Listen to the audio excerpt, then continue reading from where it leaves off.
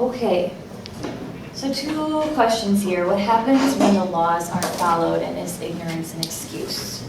So safe driving is based on all motorists expecting others to follow the law. When you drive, you will expect others to know and follow the rules of the road. When you expect someone to do X and they do Y, crashes can occur.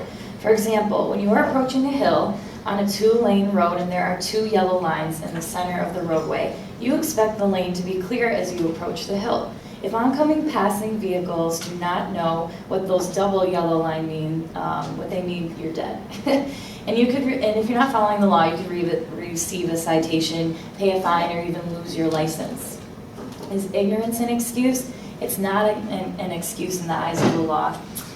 When you're turning, let's say you're turning left at a yellow flashing arrow and you think you have the right of way over oncoming traffic, but oncoming traffic expects you to know that you have to yield to them. So your ignorance does not prevent a crash. So moving into the right of way, intersections are actually the single most dangerous place to be when you're in a car.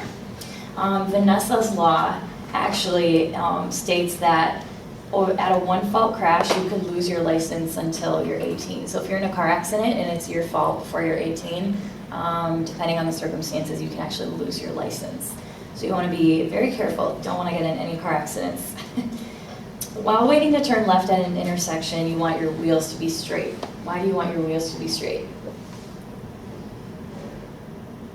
Yeah? In case you get hit behind, you're going to be less likely to stop in the intersection. Yeah, and what happens if you get hit from behind and you have your wheels already turned into your turn? Where are you going to go? Yeah, into oncoming traffic. So you always want to be scanning intersections for pedestrians and bicyclists.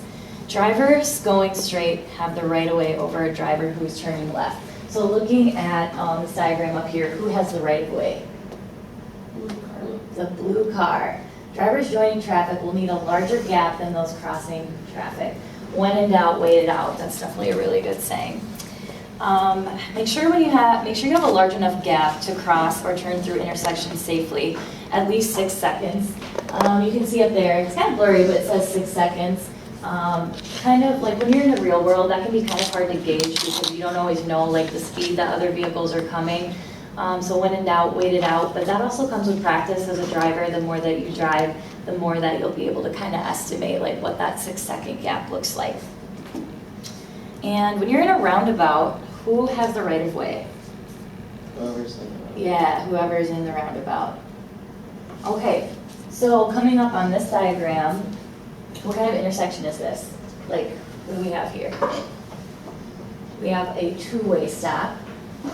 And then that light in the center, that's going to be blinking yellow for the purple and the blue cars, and it's going to be blinking red for the orange car.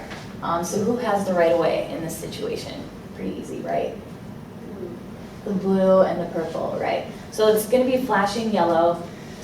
For blue and purple, that's just as like a yield, like as a letting you know that you're coming up to this intersection, and then the red that is blinks. There's already a stop sign, but that red is used as like a getting your attention, like, hey, we need to stop here. The second diagram, again, who has the right of way? Yeah, the blue and the purple car. What's different in that diagram versus the first one? Yield sign. Yeah, you have a yield sign.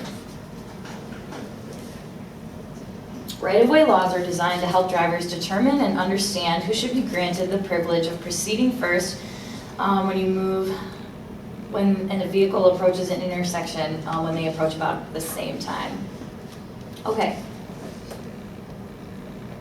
Here we have a 4-way stop. And who has the right-of-way at this intersection?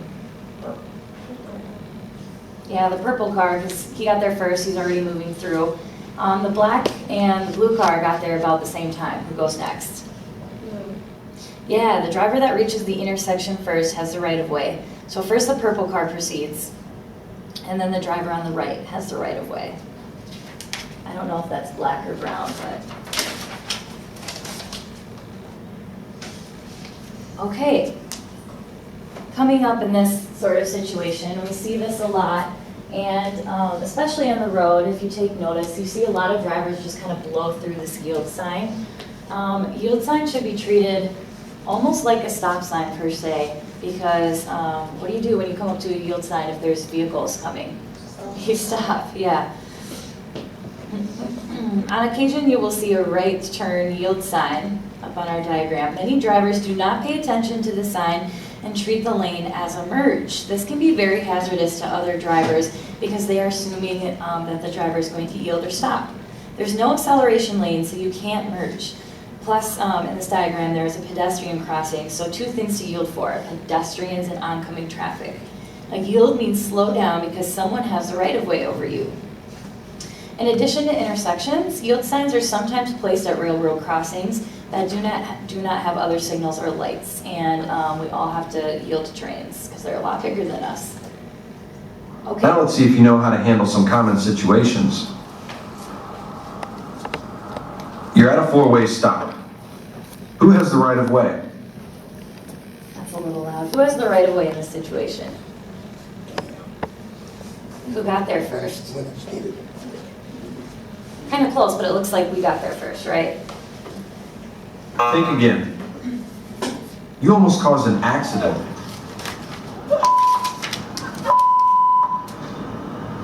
I got the right of way! And you really ticked that guy off.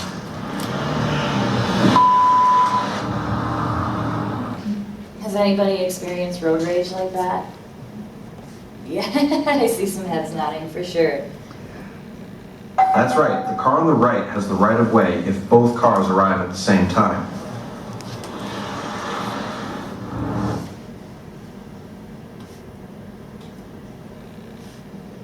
Okay, so coming up to passing on the right. The blue car is waiting to make a left turn and the red car wants to continue straight. Here's our red car over here. Can the red car pass that blue car on the right? No. No, it's actually illegal to pass on the right. Why in this situation is it illegal? There's no bypass. Right, yeah, there's no bypass lane, so legally you can't be going around that vehicle, which, how many people see that law not being followed, like, all the time? Yeah, it's like, it's almost so common that you like question it, like, is this legal? Can I do this? But what it comes down to is the red car would have to stop behind the blue car, and then the traffic behind that would have to stop, which, I mean, can be kind of annoying because you want that flow of traffic, but totally illegal because it's unsafe. So looking at this intersection, what order should the cars proceed through the intersection? So who's going to go first here?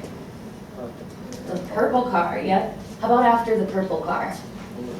The blue car. The blue car is going to go. So purple car came through, he's got a stop sign. The red car is following the blue car. So purple car went through first, this blue car is going to go. How about after the blue car? The red car, yep. And then finally the black car. You got it.